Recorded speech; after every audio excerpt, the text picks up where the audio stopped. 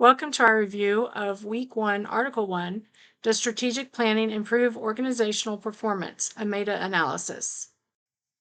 Strategic planning is a managerial approach ranked in the top 5 most popular worldwide. It is used to identify strategic issues and form strategies, goals, and plans to address those issues.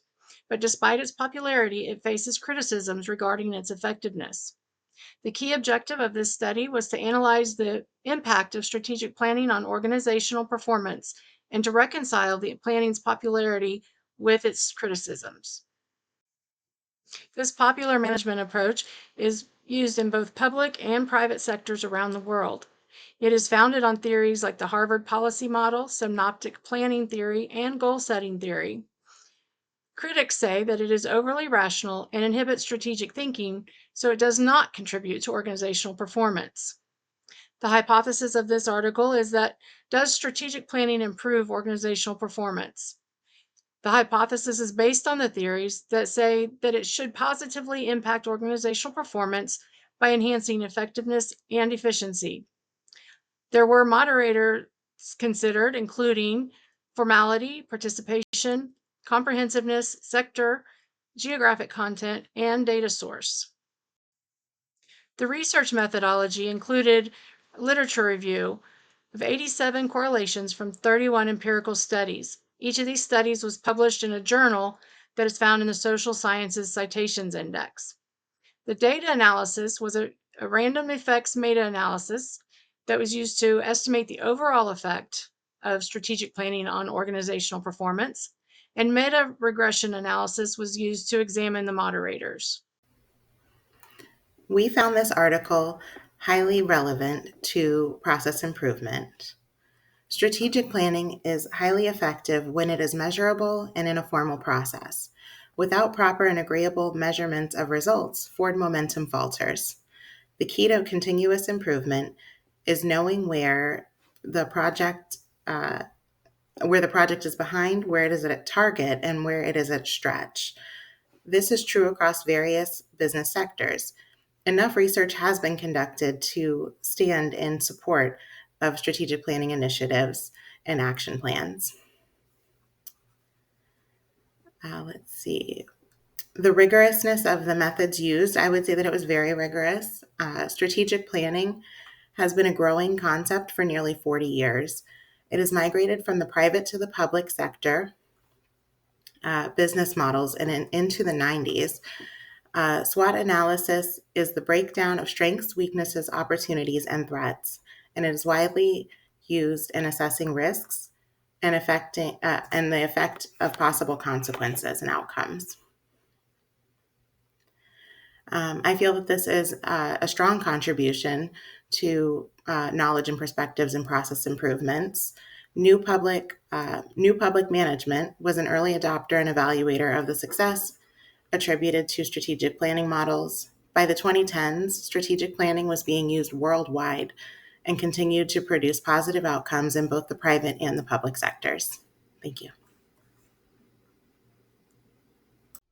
We found a few key insights in the article, Does Strategic Planning Improve Organizational Performance? The first one is Strategic Planning Boosts Organizational Performance. The article shows that having a solid strategic plan helps organizations perform better by making it easier to achieve their goals and improve effectiveness. The second one is Formal planning is more effective. The study points out that organizations that follow a formal, structured approach to strategic planning tend to see better results compared to those who plan more casually or vaguely. The third one is strategic planning works across sectors. The article highlights that strategic planning isn't just for private businesses. It's also beneficial for public organizations, helping them improve performance and achieve their objectives. Now, how we can apply these in the real world would be, number one, strategic planning boosts organizational performance. That would be in a hospital, having a strategic plan could help reduce patient wait times or improve staff satisfaction by setting goals and measuring progress regularly. For number two, formal planning is more effective. That would be a business looking to expand into new markets should take a formal approach to planning by doing proper market analysis and setting clear objectives they can avoid risky decisions and work toward long term success.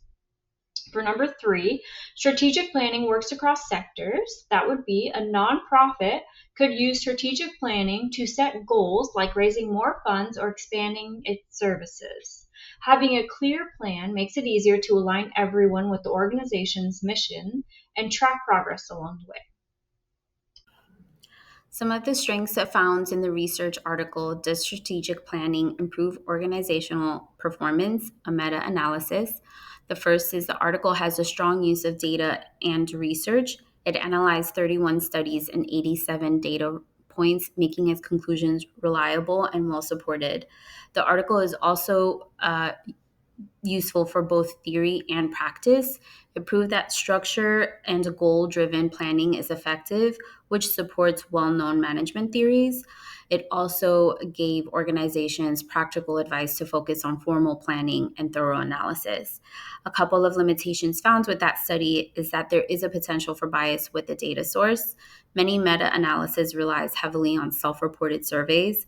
This can skew the results because they are influenced by how the respondents view their organization rather than actual performance. Another limitation found with the study is that it did not fully explore how factors like organizational size, type of industry, or external environment can influence the effectiveness of strategic planning.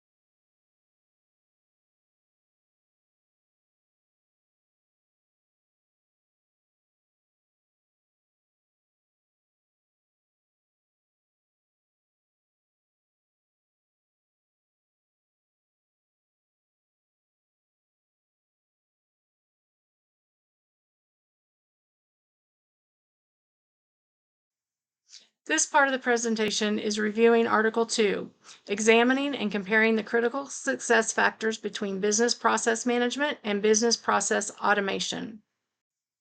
Business process management focuses on managing and improving processes, while business process automation focuses on automating those processes to enhance efficiency. Critical success factors are areas crucial to the success of both BPM and BPA. The key objectives of this study were to analyze the differences in CSF between BPM and BPA, to compare the importance of critical success factors for BPM and BPA, and to identify the differences for heavyweight and lightweight BPA. BPM is a holistic approach that integrates management, IT, and engineering disciplines for continuous process improvement. BPA is the integration of automation technologies into workflows to enhance efficiency and reliability. BPM projects often involve BPA, but not all of them focus on automation, and BPA projects may include aspects of BPM, though not explicitly. The hypothesis for this article, the first research question, is how do CSFs differ between BPM and BPA processes? And the second question is how does the type of BPA project alter the importance of the CSF? The hypothesis on CSFs is that there are differences that exist in the importance of them, such as top management support, project methodology, and business IT alignment between BPM and BPA processes. The research steps for this article included a literature review to identify influential critical success factors, and then in an interview with 6 experts from diverse industries, and online surveys of 139 BPM and BPA professionals. The data that was collected was analyzed using MANOVA to compare the importance of the critical success factors, and FuzzyNet qualitative comparative analysis to identify patterns among those factors. Exploratory analysis was done to measure the influence of demographics, IT strategic roles, and expert perspectives on the perceived importance of the CSFs. In comparing the critical success factors between business process management and business process automation, the true understanding of the weight of critical success factors to the automation isn't developed enough in current studies and supporting materials. Business process automation is a portion of business process management to varying degrees depending on the type of business. Enterprise resource planning works better for larger companies with various systems running simultaneously. Enterprise resource planning works well in global technology companies. Much of the studies of critical success factors have been derived in relation to the information technology field, which is limited because it is not necessarily viewing from the total quality management lens or the agile lens historically. Further, implementing automation can be costly on the front end for organizations.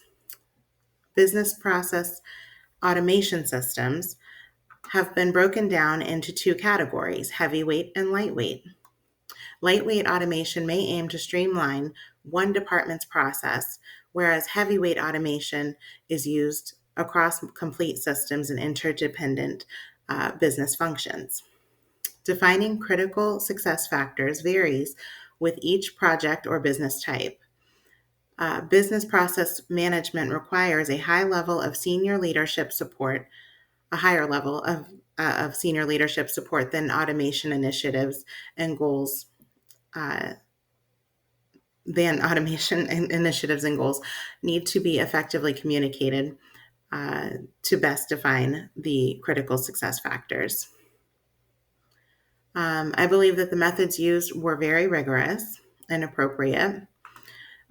Explaining the evaluation after very rigorous use of historical waterfall method began to fail due to more complex software projects, agile methodology has been tested and applied.